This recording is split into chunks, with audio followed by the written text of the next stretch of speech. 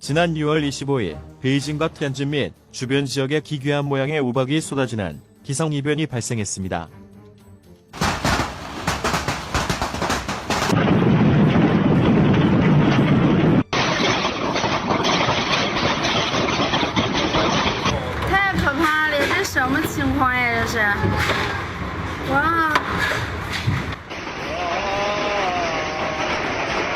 따뜻한 6월에 우박이 쏟아진 것도 이상하지만 우박이 계란만큼 클 뿐만 아니라 코로나 바이러스처럼 생겨 주민들을 충격에 빠뜨렸습니다.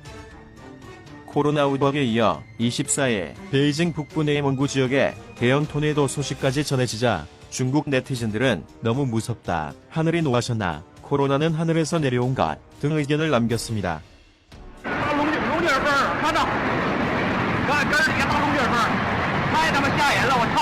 다음 날에는 더욱 충격적인 폭로가 웨이보로 확산됐습니다.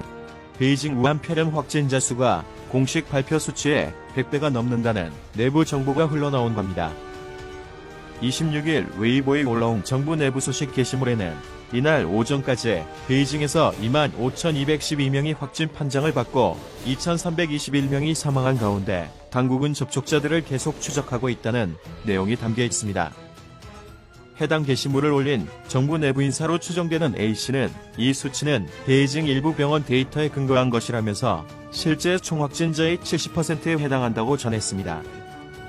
26일 베이징 당국은 지난 15일간 확진자가 280명이라고 했는데 A씨의 수치가 사실이라면 100배 이상 축소된 셈입니다. 여기에 무증상 감염자는 공식 통계에서 빠지니 실제 확진자는 더 많을 수 있습니다. 실제로 중국 당국은 최근 베이징 전염병 퇴치를 위해 전국에서 의료 지원팀을 불러들이고 있는데 만약 확진자가 280명이라면 이 같은 대량의 지원은 불필요합니다. 특히 베이징에 가장 먼저 도착한 우한의 70명 의료팀이 일손이 부족한 코로나 검사에 투입된 것이 아니라 감염자 치료에 전념하는 것으로 전해져 실제 상황은 훨씬 심각할 것이란 추정이 나온 바 있습니다. 또 지난 17일에는 그간 당국이 발표한 베이징 확진자 수가 디탄 병원 한 곳의 일일 수치와 정확히 일치한다는 폭로가 나오기도 했습니다. 베이징 내 의료기관은 79곳인데 이 병원의 확진자 수만 발표된 겁니다. 이미 매체에 입단속돼 있었습니다. 지난 14일 베이징 신문 신경보는 베이징 검사 샘플 8,168개 중 5,803개가 음성을 보였다고 전했는데 나머지 2,000여 개가 양성이라는 의미로 전달돼 큰 파문이 일었고 결국 이 신문의 웨이보는 폐쇄됐습니다.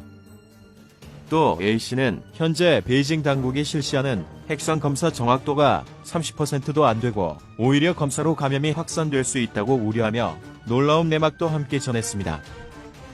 중국 당국이 코로나 검사를 빌미로 사실은 모든 베이징 시민의 DNA 데이터를 수집하고 있다는 겁니다.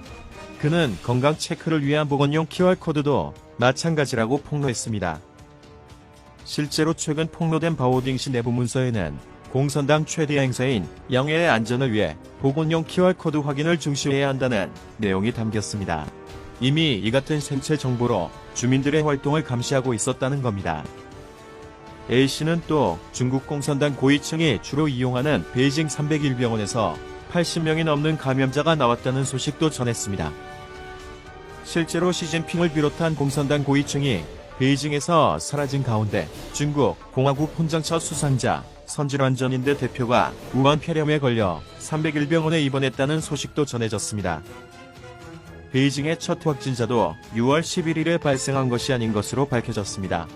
베이징 공무원 장씨가 6월 1일 40에서 50대 남성 3명이 양성 판정을 받았다고 전했는데 중국 내부에서도 첫 확진자가 이미 5월 30일에 발생했다는 소식이 전해지고 있습니다. 5월 31일 재확산 날짜로 발표하면 전국 공산당원이 모였던 양회와 관련성이 제기될 수 있기에 발생 시점을 2주 뒤로 미루고 발생 장소를 수입산 물품이 거래되는 심파디 시장, 감영문을 노르웨이산 연호로 설정했다는 내용입니다. A씨는 마지막으로 이렇게 조언했습니다. 이 게시물을 본 베이징 시민들은 가능한 빨리 베이징을 탈출하라. 그렇게 못하는 사람들은 몇 달간 분량의 생필품을 준비하고 되도록 외출하지 말라.